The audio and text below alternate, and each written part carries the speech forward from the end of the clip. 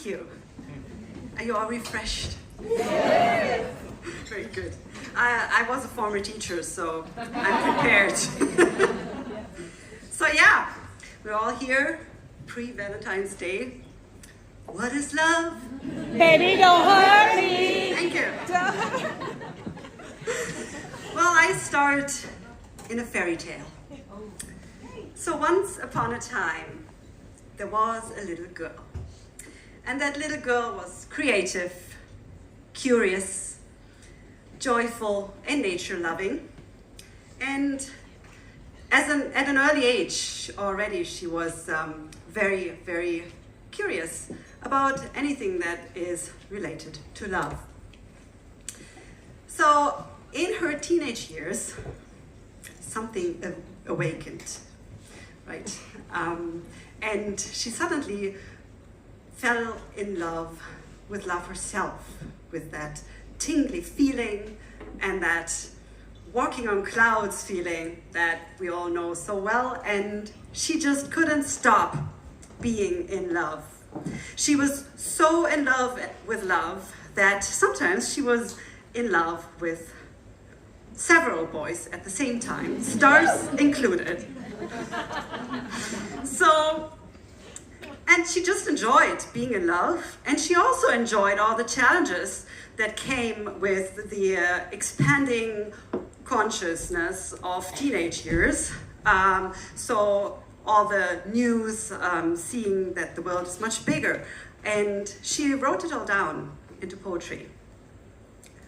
So that was her outlet. And her love expanded and expanded, and she was madly spreading the love everywhere.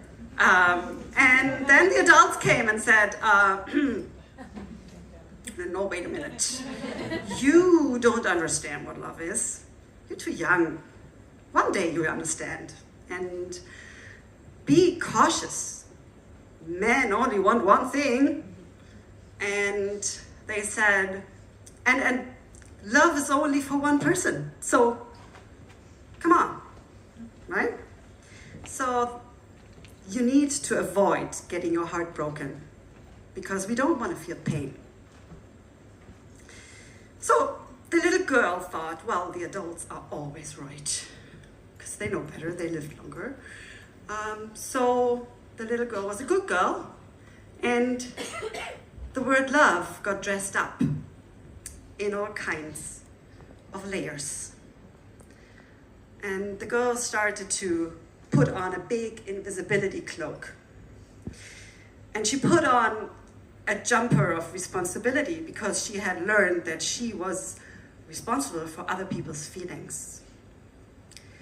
And she also had a special dress that would help her shape-shift into everyone and anything that was ever needed to make others feel good. So, when she left the protected environment of her family home, the well of words began to dry out and was only to be found as a little puddle of ink in her poetic diaries. And she exchanged her passion for creativity, with the one thing that she learned is very, very important in life, and that is safety. So, slowly her mind became the safety guard of her heart. Home is where the heart is. That was what people told her. So she went on the search to find that one person that was worthy enough to mind her heart. But every attempt to give her heart away only led to her feeling empty. And no matter how hard she tried, she could not avoid pain at all. And no matter how many layers she dressed up in, she was just feeling lonely, unlovable, and unloved. And finally she gave up and said, I don't understand love. What the heck is love?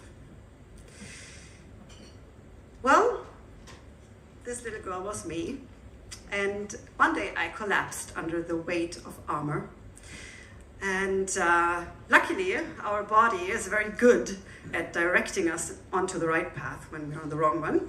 So I had an inflammation of the intestine, and that resetted my whole body, my whole system, and some of the armor fell off.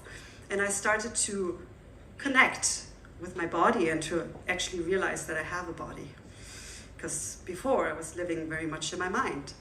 And I started to do yoga, meditation, and all the things that I will spare you now, and started to get conscious about my inner world, about the inner world of that little child.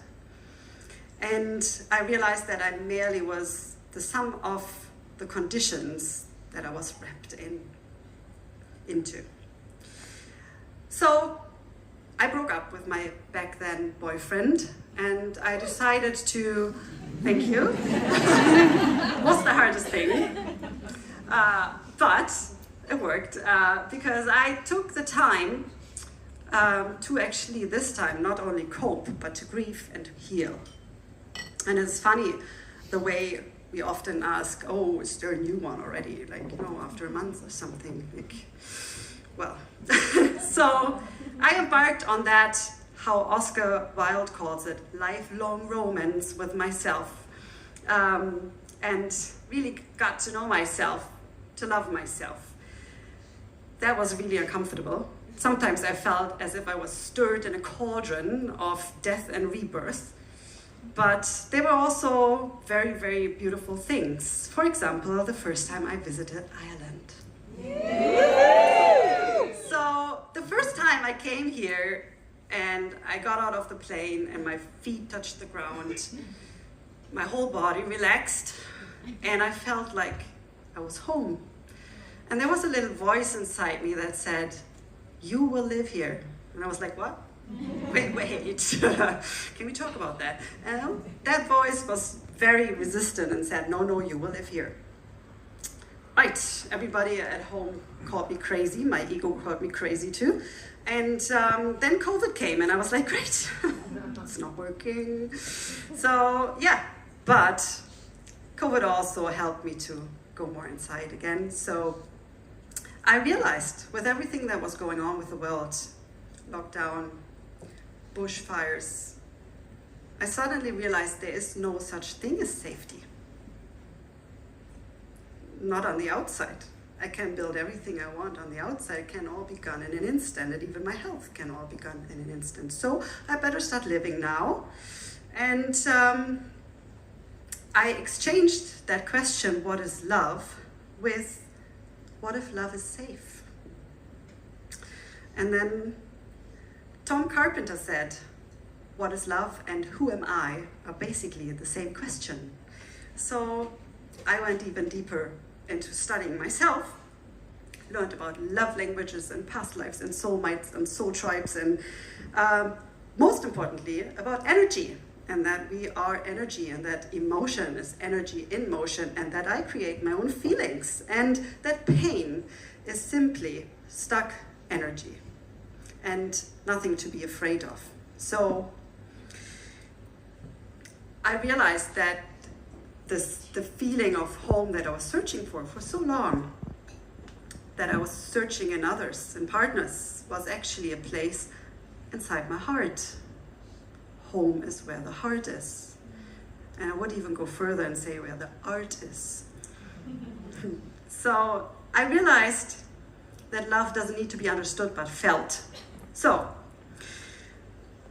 I read a poem online, I stumbled across it, like the universe sometimes brings us these things, and this poem had a very particular line that stood out to me, and it said, love is a choice that we create every fucking day.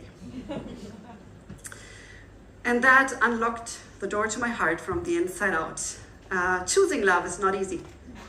It's not. It's easy to buy into fear, but choosing love is actually showing up for yourself, saying no when you really want to say no, and not caring about what other people think, which is not easy. It is, the hardest part is to be kind to ourselves and compassionate with ourselves. So I made a commitment to keep my heart open and to be and show up as the best version of myself, unapologetically every day.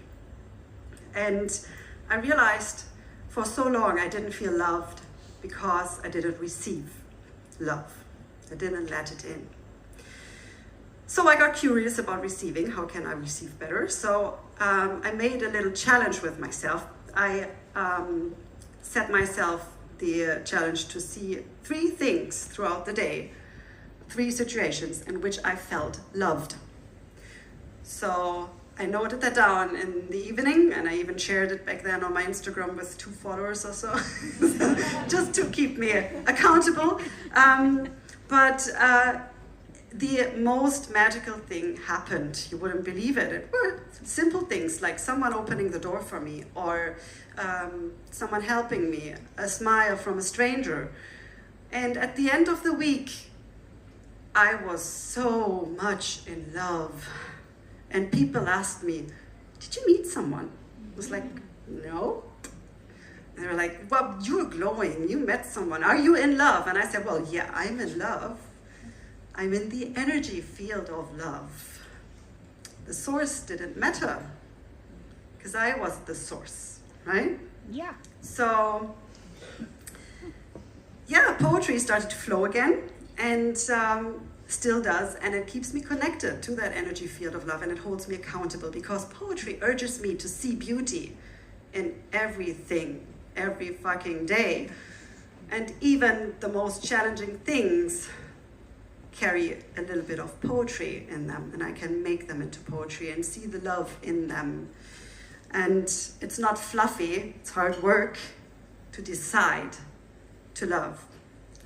But choosing love made my dream come true.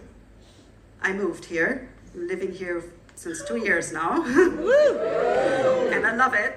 And I left everything, my steady job, my apartment, everything, and I gained myself for that, and I enjoy each minute, even when I sit in my living room wrapped in blankets because the oil has run out quicker than I thought again, because the ability to feel reminds me that I'm human and that I am very lucky to experience this beautiful, beautiful life. And all that is written across my heart now is love is a choice. I am love. And love is all around. And love is a choice every fucking day. And love's nourishment is too magnificent to be reserved for only one person. So if you are feeling a little bit lonely on this Valentine's Day, then I invite you to find love in the little things, as already stated before, which I really, really loved. I always look for the hearts, and I see them everywhere now, in the hug of a friend or wherever you want to find it. Not to get something back, but because you are the embodiment of love.